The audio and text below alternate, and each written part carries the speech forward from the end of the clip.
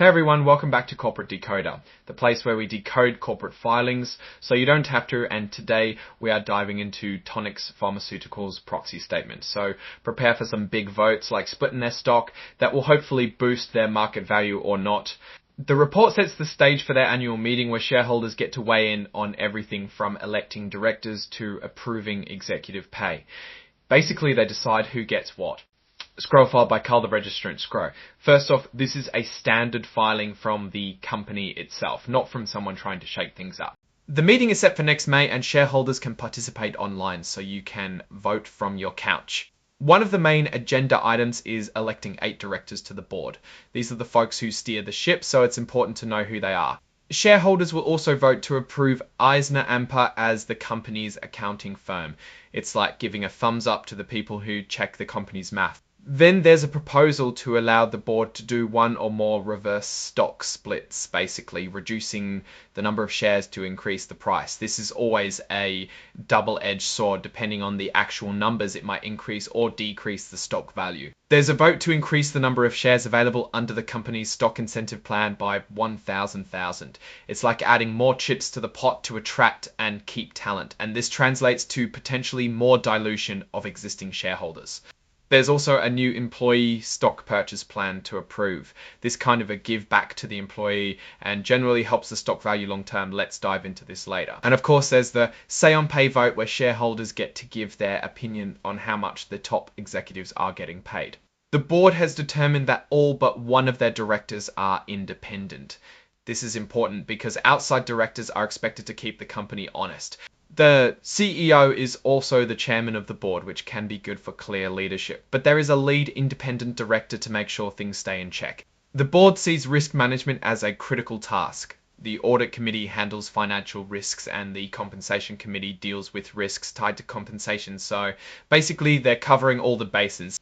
In 2024, the board held 11 meetings, so this shows they've been active and engaged. The audit committee is on it, working with management and auditors to make sure the financials are solid. The company is asking for the green light to perform a reversed stock split, in their words, to try and keep their share price high enough to stay listed on the Nasdaq.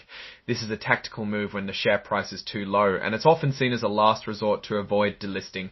Scroll Dilution and Analysis Scroll, they're also asking to increase the shares in their incentive plan, requesting another outstanding shares. So while it might help retain talent, it also dilutes existing shareholders, and let's quickly peek at that potential impact. Scroll Stock Options, Scroll, the number of stocks options outstanding is 670 ousting of 49, which is 10.5% of their outstanding stock. That means nearly 30% of all stock can be issued, which is a lot of dilution to current stockholders. Their burn rate, how quickly they're issuing new stock, was 0.5% last year. This is an important metric to watch. The company's plan caps what non-employee directors can get in stock awards and cash fees in a single year to around $350,000, with a bit of wiggle room for special cases. Scroll adjustments pull upon changes in capitalizations. The company is allowed to make equitable adjustments to outstanding stock. It is essentially the right to change the terms of existing contracts if something fundamental about the company changes. This part is boilerplate and just required from them to mention. Scroll for federal income tax consequences. FD 2025 Employee Stock Purchase Plan has a tax advantage. It's a Section 423 plan that provides the employees with a right to purchase the stock of the company and generally are not taxable to the company or the participant when granted.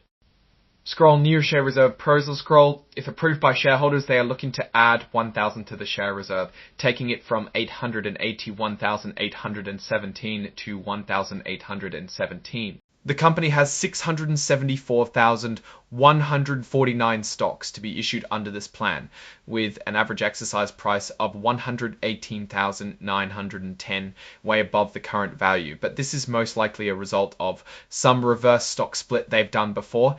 Here's a peek at the summary compensation table, which is required to mention. The CEO, Seth Lederman, made total of $1,809.767 per year for fiscal year 2024, which included a bonus of $417,526 DAD. Jessica Morris, the company's chief operating officer, got $887,741. Bradley Sanger made $849,981. And Gregory Sullivan was awarded $922,444. This is the total number of Stocks's awards a director has outstanding and can be issued. Seth Lederman has 7 shares Scroll Shalesis and practices related to the grant of certain equity awards.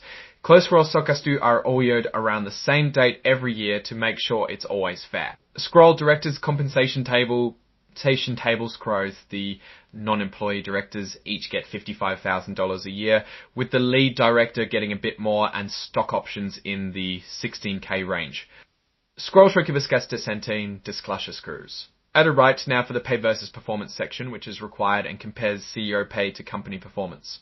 In 2024, Seth Lederman's summary total comp was $1,809,077, but their compensation actually paid was not actually $51 out of 55 and instead is based on stock options granted, which might be never exercised. In 2023, the summary was $2,056, a big drop in $50 paid and instead is based on stock options granted, which might be never exercised. In 2023, the summary was $2,056, a big drop.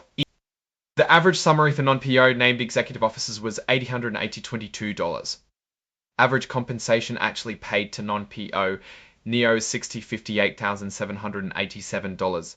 If you invested $100 in Tonix in 2024, you would get back 1 cent. And let's not forget it cost $130 million to get that 1 cent. That's down from $3.44 once in 2022. That 1 cent return cost the company $130 million in net losses. So a terrible investment that year. Scrollcut relationships and Transaction Scroll. They have a policy to prevent conflicts of interest, but during the last 2 fiscal years, there have been no related party transactions. Scrollpostles Kiva 2026 Animal Meat and Scroll. If you're a shareholder with something to say, proposals for the next annual meeting have to be in by February 9, 2026. Now, looking at these results, Tonix Pharmaceuticals is in a tough spot. They're trying to keep their stock price up to stay on the Nasdaq, and it shows by their plan. They're burning through cash, which is typical for a biotech, but the returns aren't there yet. So here are some opportunities and risks to look for. One opportunity I'd look for is if they can get the reverse split approved. If they do not, it could be a danger to their stockholders because of lack of action and leadership. There is increased dilution incoming with the increase of stock incentive by 15%. But on the flip side, this may lead to better innovation and success as key stakeholders are incentivized by performance. In short, Tonix needs to turn things around. There's no magic pill. It's a long road ahead and there's many risks. Thanks for watching. If you enjoyed, please subscribe, like, and comment.